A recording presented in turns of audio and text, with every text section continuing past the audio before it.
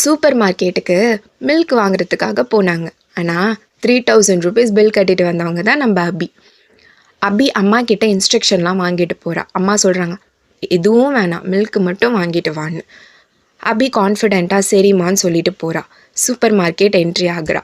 AC கூலாக இருக்குது, offer ஃபுல்லாக இருக்குது, buy one get one free offer, flat 50% off அப்படின்னு. அப்போ அபியோட மைண்ட் வாய்ஸ், இந்த ஆஃபரை மிஸ் பண்ணிடக்கூடாதே அப்படின்னு. மில்க் எடுத்தா.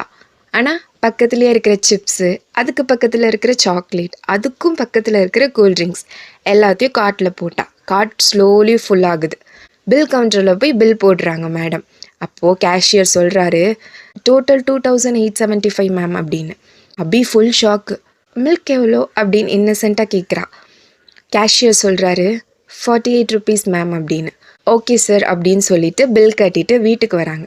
அம்மா பில்லை பார்த்துட்டு ஸ்லோவாக கேட்குறாங்க, மில்க் எங்கேன்னு.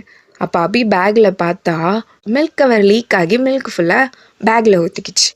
மில்க் வாங்க போய் மில்க்கும் இல்லாமல் கடைசியில் காசும் இல்லாமல் வீட்டுக்கு வந்தது தான் மிச்சம். ஆஃபரை பார்த்துட்டு போனால் நீட மருந்து கிரீடு தான் வரும்.